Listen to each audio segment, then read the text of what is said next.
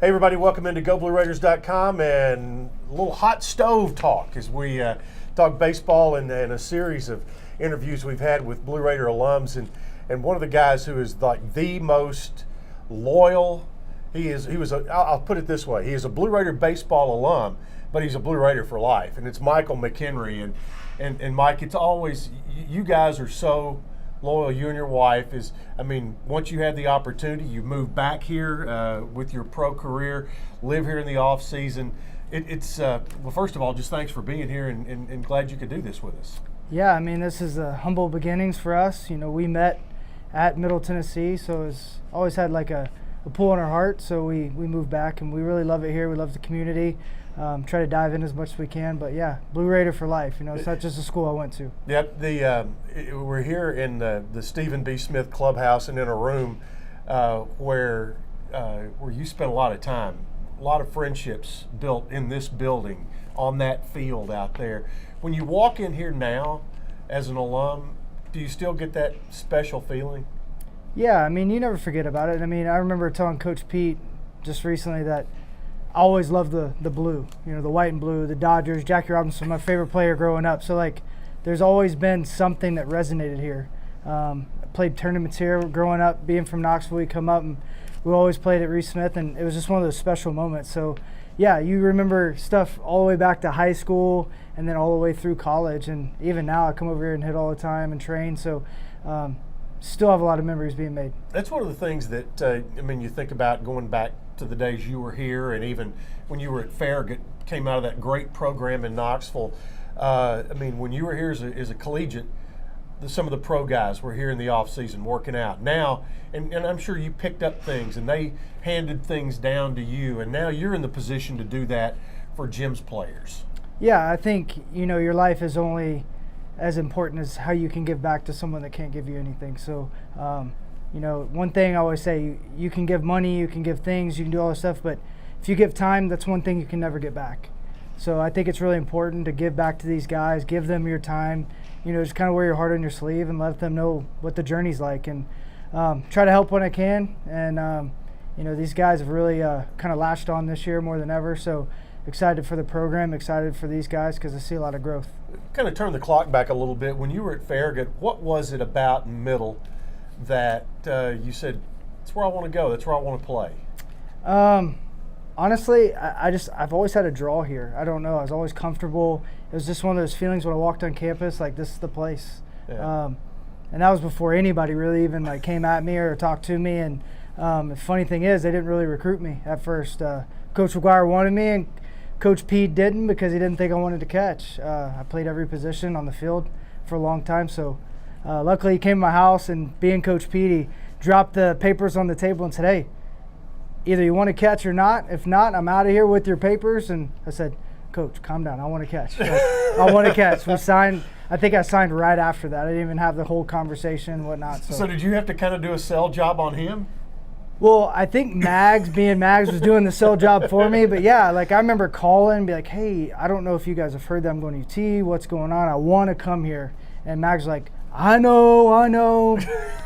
Typical Mags. And sure enough, it worked out. Best decision I ever made. And I'm sure Coach Pete was about to have a hernia when my freshman year I hit 169. So he was like, Mags, what were you thinking? So it all turned out. Well, it did turn out okay, because not only did you hit a lot of home runs as a catcher. Catchers are expected to have some power. I think 28 career home runs, scored exactly 100 runs in your career, and drove in about 120. So being productive, and one of the things that folks may not know, and talking about Pete, he's always made a statement, because I'm glad you were always on time when you were in college, because Pete always says, when we say the bus is going to roll, he goes, I look in the back, and if I've got a catcher, we're gone. That's funny. That's funny. When this past weekend, as we are recording this in December of 2016, and who knows when people are going to actually see this up online, but Coach Peterson, they had a celebration for him going into the American Baseball Coaches Association Hall of Fame, and you were one of the guys who spoke out there. What was part of the message that you had, and as far as remembrances of what Pete delivered to you and your teammates? I think he said one of the most profound things I've heard about a coach is by Coach Pete. He said that, everybody came to Middle Tennessee and everybody that I've ever coached had a light for the game. And my only job was not to blow it out. And if they didn't have a real big light, it was dim, he just wanted to set that spark up a little bit higher. So, I think being a coach, he said, as humble as he always is, I'm only as good as my players, my family, the coaching staffs that are around me. He knows that it wasn't just him, and at the same time, he worked diligently, relentlessly to be the best. So, he deserves it, and he did it with his back against the wall a lot of times. So, I look up to him. He's a man amongst any men. So he's a really, really special guy. When you think about his background, grew up in Chicago. His dad was not a guy who was out there playing with him all the time, throwing the ball, no travel ball. This is a guy who just did it with hard work. Mm-hmm. And those beginnings for him really set the stage for every player who came through here and played under him.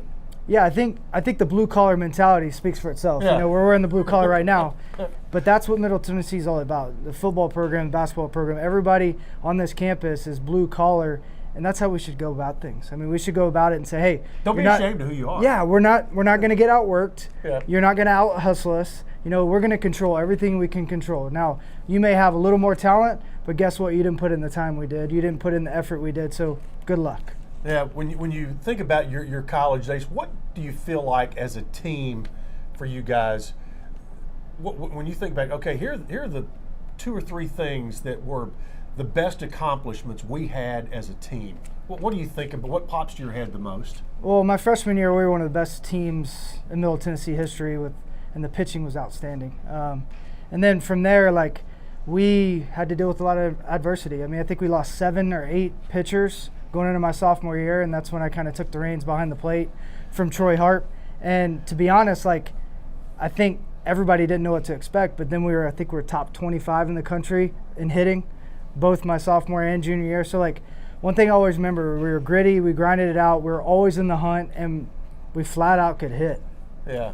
You think in the work that you guys put in and that work ethic that was instilled, you look at guys from Middle who go on and play pro ball, that I think, as I look at it from the outside looking in, is that work ethic and that dedication to detail, things like that. You look at Middle guys; they stick around in pro ball a long time. And obviously, when you look at you and Zach and Bryce in particular right now, that you tend to move along pretty quickly because you're sound with what you do fundamentally and have that work ethic. Do you agree with that? Yeah, I think it's instilled with you, especially anybody that played under Pete and Max. You get that ingrained in you constantly of hard nosed. Coach Pete said something to me when I was here. He said, son, when you're on the DL, I don't even know your name, because at the end of the day, when you're on the DL, you can't help the team. Yeah. And I remember that so vaguely that that's been my ultimate goal. Besides stuff that I could not control, I can play through a torn meniscus, I can play through a tear in my ab, I can play through things that you shouldn't play through, but he instilled that in me, saying, hey, I'm doing it. Watch me throw BP with my torn ACL. Watch me throw BP a couple months after my bypass surgery. He lived it, he walked it, he was a man of action. So when he said it, he did it. And same thing with Coach Pete or Coach McGuire. They don't just say something, they actually do it. So that's something that's ingrained here, and I think that's why it's the culture. You're an East Tennessee guy, and obviously part of why we've had such success recruiting in East Tennessee is Coach Pete's background with Rowan State. But gosh, that's been 30 years ago now. Yeah, that's when Babe Ruth went there. Exactly. Yeah. Exactly. Yeah. Why do we continue to have such great recruiting success, in particular in Middle and East Tennessee? Is it because of the reputation and the experiences that players have when they come here? Well, to be honest, I think if we would acknowledge that this is an incredible baseball school, it's not just a great basketball school, and the football team's been outstanding, but we're like South Alabama. People know Middle Tennessee around the country. It doesn't matter where I go, they've always said, man, that baseball program is really good, huh? Yeah. It's the first thing they say to me. Like whether they know about me playing ball or not, that's one of the first things I hear every single time when I say, yeah, I went to Middle Tennessee. And they start talking about the athletics, first thing, baseball. So, like, I think we've made that reputation. It's out there.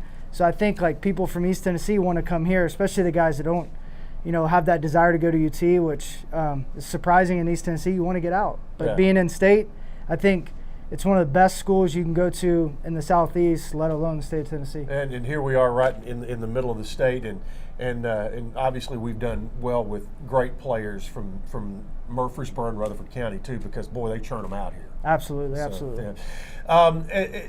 As you come back now, what are some of the specific things that the guys that are on the team now, what do they ask you about? What do they want to learn from you? Oh man, a little bit of everything. I mean, I've had talks about their walk with Christ. I've had talks about their girlfriends and their issues. I've had talks about studying and stuff. And then we've obviously, we've hit together, and I try to help them as much as I can. And sometimes it's just like deep talk. I call it coffee talk. We just kind of sit around and sip on coffee and just talk about life and whatnot. A lot of guys have really taken ownership this year and like picked up some books I've told them to pick up. And I think that's a common theme as college students is a lot of times guys don't want to take ownership. They don't want to learn from themselves.